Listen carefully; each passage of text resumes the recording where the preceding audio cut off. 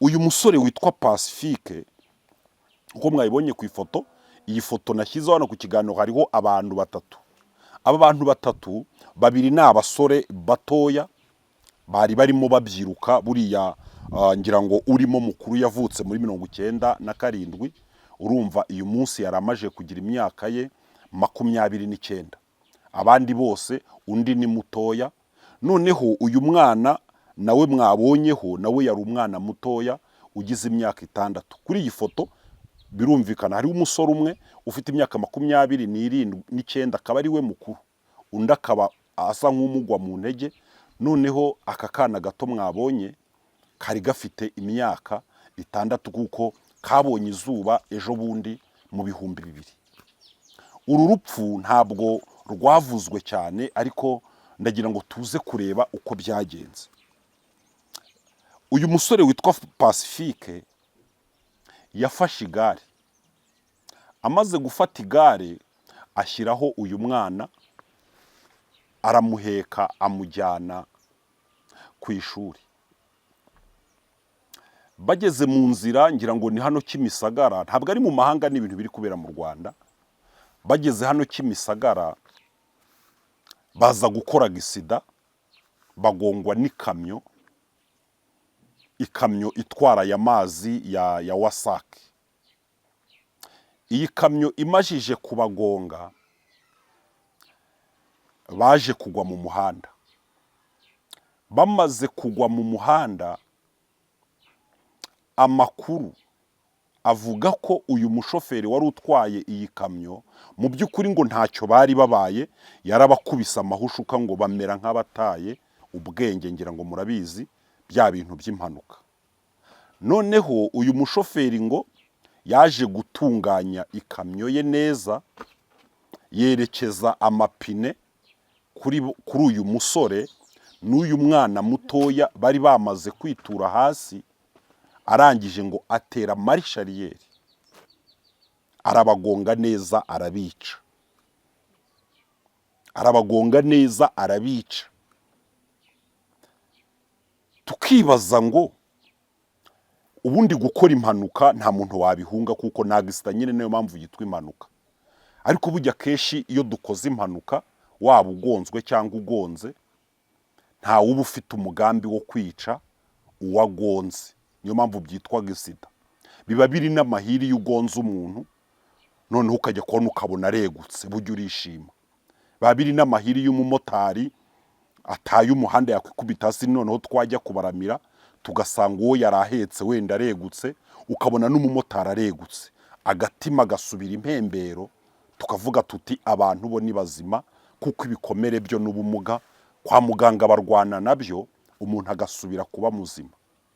Nkibaza ukuntu umushoferi agonga abantu akagira amahirwe ntibapfe, noneho ubwe yarangiza akabagonga, ahubwo neza yitonze kugira ngo abahwanye.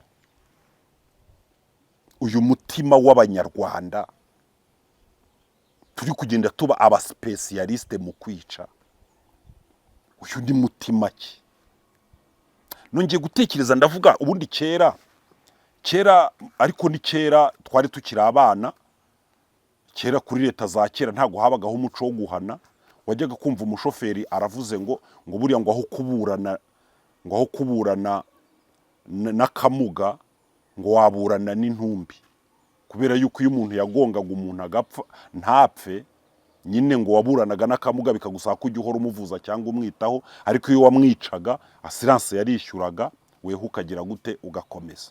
Ngira ngo uyu munsi ahubwo iyo ugonze umuntu agapfa bagukorera dosiye ukajya kuburana mu rukiko ukanafungwa, noneho iyo akomeretse ahubwo uba ushobora gukomeza ubuzima bwawe, wa muntu akaba yanavuzwa na asiranse.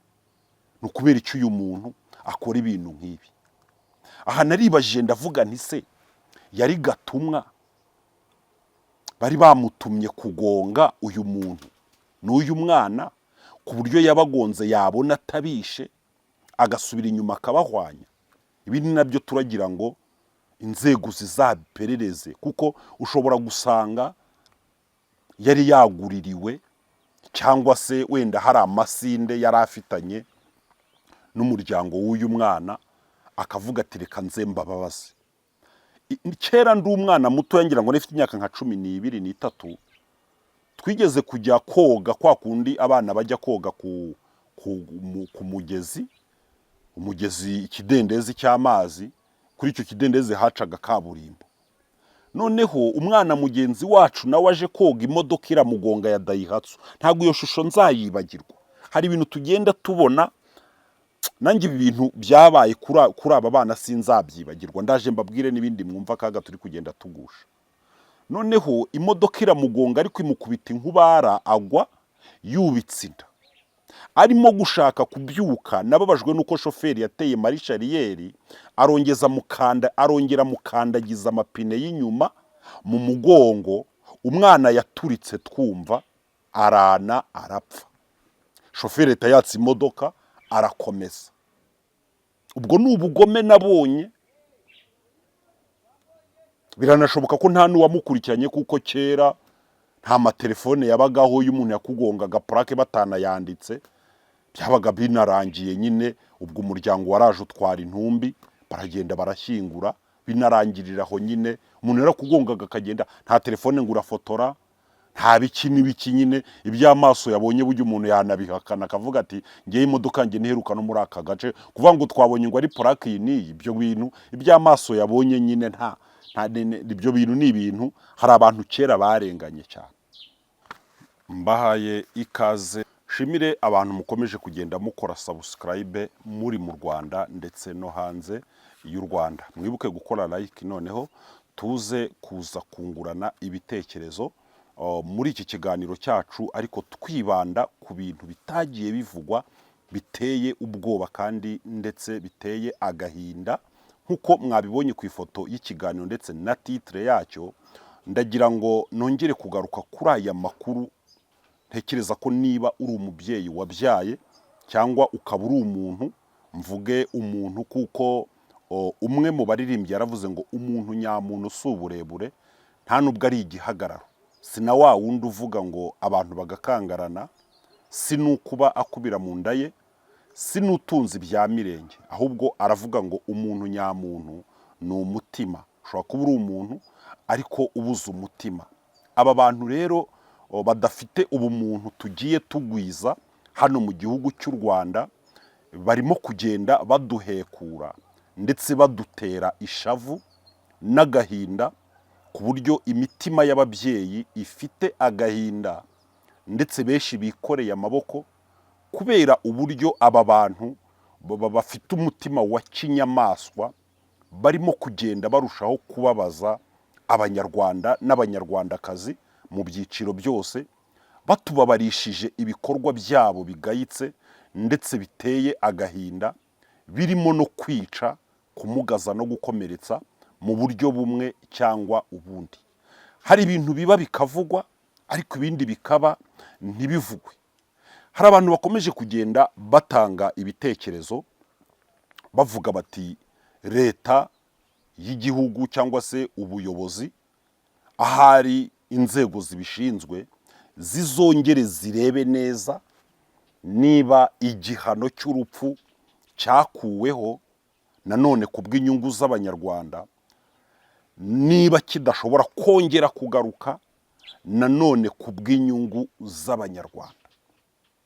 Doze y'ubwicanyi irimo kugenda ifata indi ntera. Ubundi kuva kera abantu barapfaga bakica bakicwa, ariko noneho uri kubona yuko hariho ubugome shinge kuri ibi bintu ngiye kubabwira, ubugome bukomeye bwa kinyamaswa, aho uri kubona wagira ngo hariho nk'ikigo cy'amahugurwa kirimo kugenda gihugura abantu kibatoza kwica, cyangwa se mbese uri kubona uburyo abantu barimo kwica, ukabona ni nk'uburyo bushya ubwabo bivumburiye barimo kugenda bashyira mu bikorwa.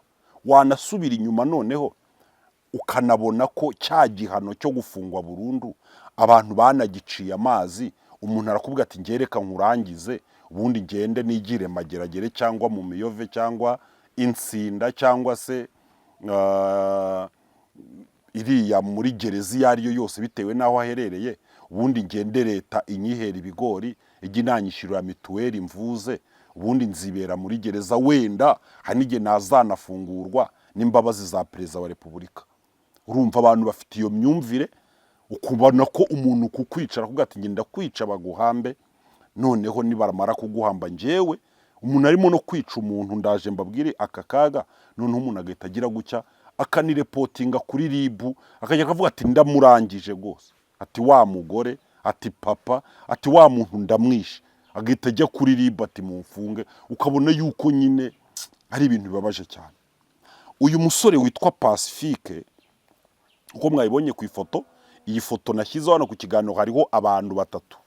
Aba bantu batatu, babiri ni abasore batoya bari barimo babyiruka, buriya ngira ngo urimo mukuru yavutse muri 97, urumva uyu munsi yaramaje kugira imyaka ye 29. Abandi bose undi ni mutoya. Noneho uyu mwana nawe mwabonyeho, nawe yari umwana mutoya ugize imyaka 6. Kuri iyi foto birumvikana hari umusore umwe ufite imyaka 29, akaba ari we mukuru, undi akaba asa nk'umugwa mu ntege. Noneho aka kana gato mwabonye kari gafite imyaka 6 kuko kabonye izuba ejo bundi mu 2000. Uru rupfu ntabwo rwavuzwe cyane, ariko ndagira ngo tuze kureba uko byagenze. Uyu musore witwa Pacifique yafashe igare, amaze gufata igare ashyiraho uyu mwana, aramuheka amujyana ku ishuri. Bageze mu nzira, ngira ngo ni hano Kimisagara, ntabwo ari mu mahanga, ni ibintu biri kubera mu Rwanda. Bageze hano Kimisagara baza gukora gisida, bagongwa n'ikamyo, ikamyo itwara aya mazi ya Wasake. Iyi kamyo imajije kubagonga, baje kugwa mu muhanda. Bamaze kugwa mu muhanda, amakuru avuga ko uyu mushoferi wari utwaye iyi kamyo mu by'ukuri ngo ntacyo bari babaye, yarabakubise amahushuka ngo bamera nk'abataye ubwenge, ngira ngo murabizi bya bintu by'impanuka. Noneho uyu mushoferi ngo yaje gutunganya ikamyo ye neza, yerekeza amapine kuri uyu musore n'uyu mwana mutoya bari bamaze kwitura hasi. Arangije ngo atera marishariyeri, arabagonga neza, arabica. Arabagonga neza, arabica. Tukibaza ngo ubundi gukora impanuka nta muntu wabihunga, kuko nagisita nyine niyo mpamvu yitwa impanuka. Ariko bujya keshi iyo dukoze impanuka, waba ugonzwe cyangwa ugonze, nta uba ufite umugambi wo kwica uwagonze. Niyo mpamvu byitwa gisida. Biba biri n'amahiri iyo ugonze umuntu, noneho ukajya kubona ukabona aregutse, burya urishima. Biba biri n'amahiri y'umumotari ataye umuhanda yakwikubita hasi, noneho twajya kubaramira tugasanga uwo yari ahetse wenda aregutse, ukabona n'umumotari aregutse, agatima gasubira impembero, tukavuga tuti abantu bo ni bazima, kuko ibikomere byo n'ubumuga kwa muganga barwana nabyo, umuntu agasubira kuba muzima. Nkibaza ukuntu umushoferi agonga abantu akagira amahirwe ntibapfe, noneho ubwe yarangiza akabagonga, ahubwo neza yitonze kugira ngo abahwanye. Uyu mutima w'Abanyarwanda turi kugenda tuba abasipesiyaliste mu kwica, uyu ni mutima ki? Nongeye gutekereza ndavuga ubundi kera ariko ni kera twari tukiri abana, kera kuri leta za kera ntago habagaho umuco wo guhana. Wajyaga kumva umushoferi aravuze ngo buriya ngo aho kuburana n'akamuga ngo waburana n'intumbi, kubera yuko iyo umuntu yagongaga umuntu agapfa ntapfe, nyine ngo waburanaga n'akamuga bikagusaba kujya uhora umuvuza cyangwa umwitaho, ariko iyo wamwicaga assurance yarishyuraga, weho ukagira gute ugakomeza. Ngira ngo uyu munsi ahubwo iyo ugonze umuntu agapfa bagukorera dosiye ukajya kuburana mu rukiko ukanafungwa, noneho iyo akomeretse ahubwo uba ushobora gukomeza ubuzima bwawe, wa muntu akaba yanavuzwa na asiranse. Ni ukubera icyo uyu muntu akora ibintu nk'ibi. Aha naribajije ndavuga nti se yari gatumwa bari bamutumye kugonga uyu muntu n'uyu mwana ku buryo yabagonze yabona atabishe agasubira inyuma akabahwanya? Ibi ni nabyo turagira ngo inzego zizabiperereze, kuko ushobora gusanga yari yaguririwe cyangwa se wenda hari amasinde yari afitanye n'umuryango w'uyu mwana akavuga ati reka nze mbababaze. Kera ndi umwana muto yangira ngo nifite imyaka nka 12 n'itatu, twigeze kujya koga kwa kundi abana bajya koga ku mugezi, umugezi, ikidendezi cy'amazi. Kuri icyo kidendezi hacaga kaburimbo. Noneho umwana mugenzi wacu nawe aje koga, imodoka iramugonga ya Daihatsu. Ntabwo iyo shusho nzayibagirwa. Hari ibintu tugenda tubona, nanjye ibi bintu byabaye kuri aba bana sinzabyibagirwa. Ndaje mbabwire n'ibindi mwumva kaga turi kugenda tugusha. Noneho imodoka iramugonga ariko imukubita inkubara, agwa yubitse inda. Arimo gushaka kubyuka, nababajwe nuko shoferi yateye marishariyeri, arongera mukandagiza amapine y'inyuma mu mugongo. Umwana yaturitse twumva, arana arapfa. Shoferi yatse imodoka arakomeza. Ubwo ni ubugome nabonye. Biranashoboka ko nta n'uwamukurikiranye, kuko kera nta matelefone yabagaho y'umuntu yakugongaga plaque batanayanditse. Byabaga binarangiye nyine, ubwo umuryango waraje utwara intumbi, baragenda barashyingura, binarangiriraho nyine. Umuntu yarakugongaga akagenda, nta telefone ngo urafotora, nta biki n'ibiki nyine. Iby'amaso yabonye burya umuntu yanabihakana akavuga ati ngiye imodoka nge ntiheruka no muri aka gace, kuvuga ngo twabonye ngo ari plaque iyi ni ibyo bintu. Iby'amaso yabonye nyine nta ibyo bintu ni ibintu. Hari abantu kera barenganye cyane. Ubu ni ubugome bukomeye, ni ubugome buteye ubwoba. Buriya ni muba munagenda mu banda mujye mwitonda. Burya ubu ngewe uzi ko nsigaye nanahagarana n'umuntu, ariko niyo yaba n'inshuti yanjye nkaba ndi kumucunga, kuko mba numva arantera n'icyuma rwose. Njye n'umuntu agiye no guhinga afite n'isuka nkanamukwepa, kuko urebye uribaza ati se nk'ubu uyu munyonzi yishe uyu muntu yitwariraga akagare ke, shoferi aramugonze, umuntu arapfuye, ashubije amapine inyuma aramugonze. Ibi bituma ubu nsigaye nanahura n'umuntu afite n'umuhoro agiye nko mu ishyamba tunaziranye, nkanamukwepa nkagendera kure, twanavugana nkashyiramo intera ku buryo ateye intambwe 3 anyegera mpita nguruka. Ubu nsigaye mpura n'umumotari nanamubona, nkagenda ngahagarara mu twatsi kuri imodoka ikabanza igatambuka, nge majiye kuba igikange kubera ibintu abantu bari kugenda bagira gute bakora. None se abantu bamajiye kuba bagome. Umuntu uramuhereza 1000 ati jya kunywa fanta, akagitwara mu barozi kukurogesha, kandi wari umugiriye neza.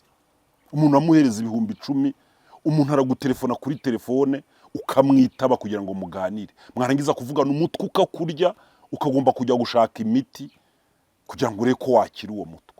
Ubu bugoma abanyarwanda bari kugenda bagira, niba ari inzara, ariko sinzaririye kwibase ibijumbi kugura 1000 bingahe, ibishyimbo ko bitari guhenda mu Rwanda, amazi ko atagurwa, uretse wenda bihaye kujya kuba mu miji. Ariko namwe niba nanira muze mucyara, amazi n'ubuntu. Umuntu ajyana amajerekana birakavoma, amazi yigwa atemba mu majaruguru, mu burengerazuba, mu burasirazuba, amazi yigwa atemba. Niba umujyi ukunaniye, mu cyaro turasenya, sibyo?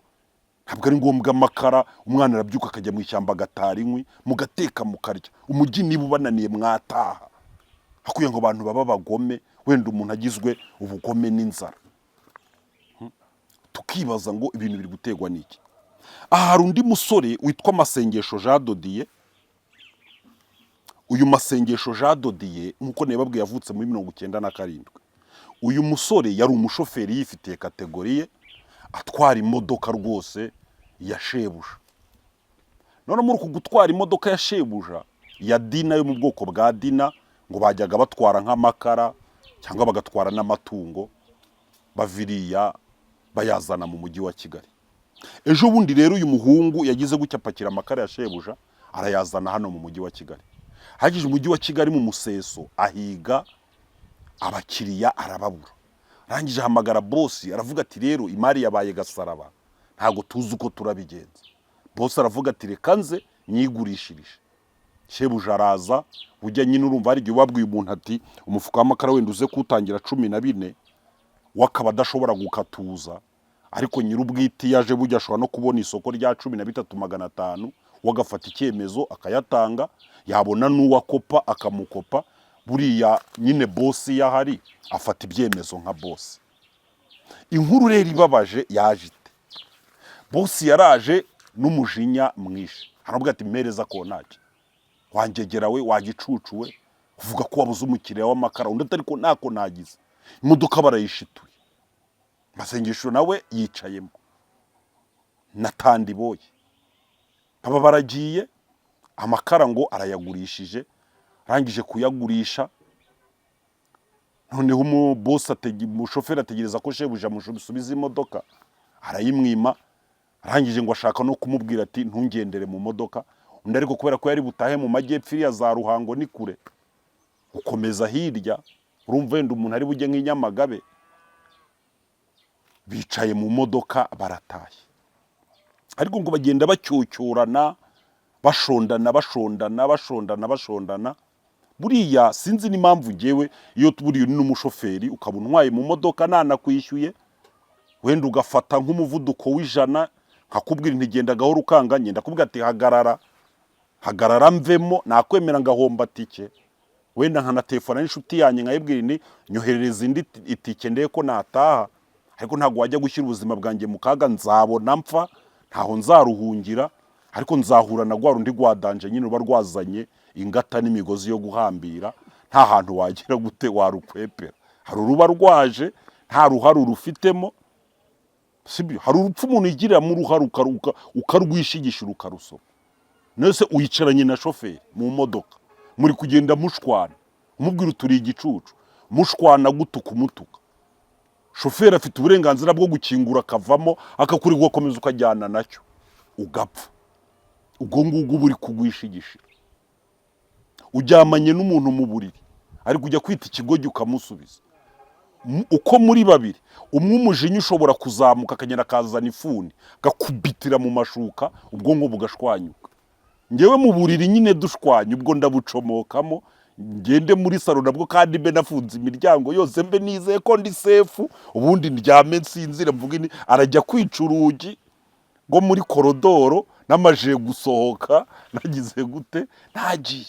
Reka magara buri ubuzima ni ibishoro. Kuba ngize imyaka 45 hari ibishoro, reka mvuge mama kuko ari we wandeze, hari ibishoro mama aba yaranshoyemo kuva ku munsi wa mbere ambyara kugenda kugeza ku munsi ntangira kwigaburira. Nanjye hari ibishoro nishoyemo, sibyo? Mba nagiye nishoramo, ubona bibiri ukarya igihumbi, ikindi ukakizigama, ubona 10 ukarya 3, 7 wenda ukabigura amabati. Buriya nubona ibi byose mubona tuba dufite abari byarasigaye kunda, sibyo? Buri umuntu arabanza akiyitaho akabona ubushaka itera, ntago wagura ipantaro utariye. Kubona rero ibyo bintu byose umuntu ashobora kuzagahita gukubita ifuni umunsi umwe, ibyo bishoro byose akabipokeza. Umubonye ngiye ngomba gukubona ufite nisho kugiye kuyasiriza ngenda gukwepa. Turimo no kuvugana ugakura n'iyi karamu ku ishati, ntago nizera ko ugiye kwandika ravini umuntu agiye kuyijomba, ntangira kugucuga kugira ngo mite nguruka. Abantu babaye babi. Ajyanye na shebuja baratashye, baragenda ngo barenze Muhanga, sinzi aho ngo bagiye guparika. Tandiboyi we nawe ngo agumaho ku modoka, baragenda ngo bafata agacupa barasangira baranywa.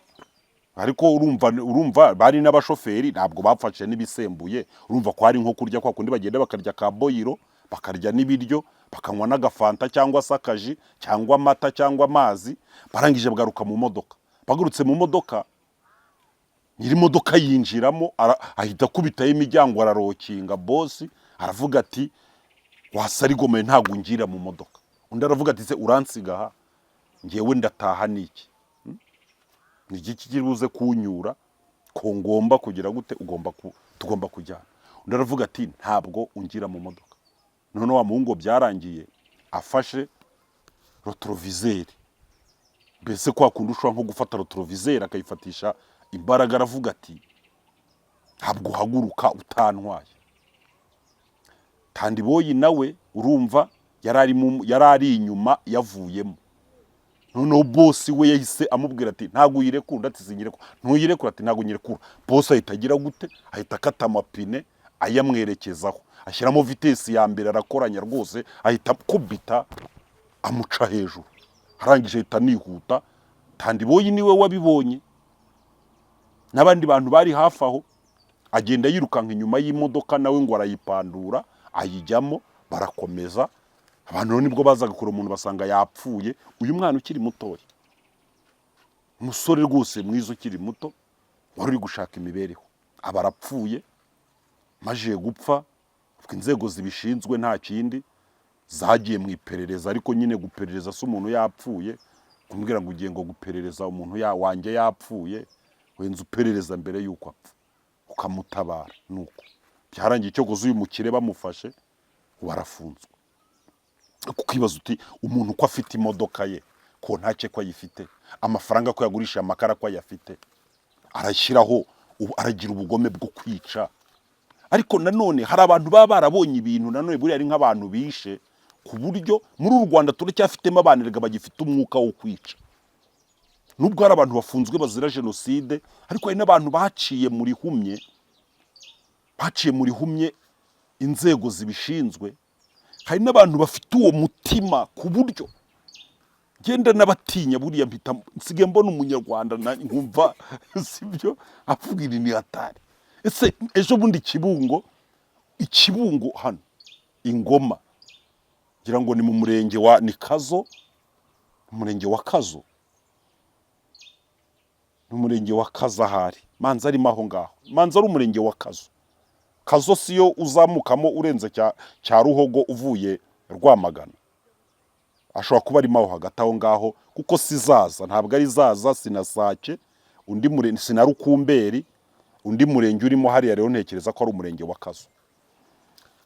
Umuhungu bita Kazungu, nyina umubyara yagize gutya ngo amuguriza miliyoni 3, arazimuguriza mama we, mwana wanjye ugenda utera imbere uzayama. Umunsi bavuganye yo kuza kuyafata, Kazungu aramwihamagara ati mama ngwino ufate za sente za. Ahageze kumba umuhungu yacukuye umwobi we mu rugo, yafashe mama we, nyina umubyara. Ibaze se mama ubwo wangirira impuhwe, niba umunyarwanda ageze kubwo warafata mama we umubyara, noneho iyo aza no kumutera icyuma akamwica, burya umuntu aguteye icyuma ubabara iminota 5, sibyo? Burya n'ugutemye ntago yamara umunsi wose agutema iminota 30 ukabura apfuye. Burya n'ugukubise yagukubita isaha imwe, mu ya kabiri ukaba wapfuye ukaruhuka. Ariko yaramufasha muta mu mwobo w'amazi. Uyu mukecuru yaragiye amaramo iminsi 6. Ku munsi wa 7 nibwo byaje kumenyekana, inzego z'umutekano zimugezeho zisanga amaze guhwana mu rugo, aho ari mu mwobo barya banywa, abuzukuru, umukazana n'umuhungu we. Wumva ubugome bw'Abanyarwanda. Ntabwo ari bose ariko umukobwa ngo abumwe niwe yagiye gutukisha, ntabwo atukisha babiri, atukisha bose. Ariko Abanyarwanda nanone, umunyarwanda yakugiriye neza, niyo ishati nambaye n'umunyarwanda wayinguriye, sibyo? Ibi bintu rero biteye ubwoba. Abantu basenga mwongera amasengesho. Ariko nanone hari ikindi kintu kirimo kugenda kivugwa, hari ibintu by'ubupfumu n'uburozi biri kuvugwa, ku buryo hari n'abavuga ko ibi ashobora kuba ari ibitambo. Hari abantu bagiye bajya mu bintu by'imyuka mibi, ku buryo ushobora gusanga nk'uyu musore baramutegetse kugonga nk'abantu 2, bari kukibaza kurabagonga ugafungwa, ariko nyine shitani amuhumya amaso. Nk'uyu mwana wishe nyina hano mu Bugesera, murabizi wa musore wagize gutya aragenda yica se, arangije aranamutwika. Ise aramutwika, yafashe papa we aramwica, arangije afata esanse asuka mu nzu, aramubwira ati ndanagutwika. Umwana arangije aragenda ajya kuririmba, nta bwoba ngo anafite, sibyo? ngewe nagiye mu rubanza hano mu Bugesera ejo bundi, abantu bafashe umusore baravuga ati twari twarakubuze, sibyo, baramukubita yanga gupfa, abagore bafata ibyuma bajya mu ntoki baca ibishangara, abandi bashaka ibyatsi, barashaka ikibiriti, baraza bamuzengurutsaho ibyatsi, abagore barangije barasiramo umwambi, yanze gupfa baramutwika. Usanga mu rubanza baravuga ati twaramutwitse, umwe ati ninjye wazanye ikibiriti, undi ati ninjye nazanye ibishangara, undi ati nazanye ugwiri, undi ati nazanye inkwi, undi ati ninjye wafatirije umuriro, bati twaramutwitse. Sibyo ubona nta nimbe by'abagize gute bafite bacikiye n'abana, ubu babakatiye burundu. Turimo kwerekeza he mw'abantu? Harimo abari kuvuga ngo insengero zirafunzwe, ngo ashobora kuba ngo ari insengero zifunzwe, ngo abantu ngo batagisega, abandi ngo batakijya mu misa, kuko ngo hari abo zabaye kureba mesa kamwe. Urumva ngo umuntu wenda umaze imyaka nk'ibiri atajya mu kiliziya cyangwa mu misa, niba umuntu wenda yajyaga mu rusengero gatatu kabiri mu cyumweru akagenda akatura, nawe wumva umuntu umaze ibyumweru nka 70 atajya mu rusengero, urumva nibura cyangwa ibyumweru 100, urumva ibyaha amaje kugira ukuntu bingana ku mutima. Niyo mpamvu ngo abantu bari kugenda bakora ibintu biteye ubwoba, ubundi bikwiriye gukorwa na shitani ari we wizamukiye diregite, cyangwa se abazimu aribo bazamutse, abantu bakavuga gutyo. Ariko rero tukavuga uti se abantu babayeho badasenga bwo noneho bwo ntibanagira n'ubumuntu,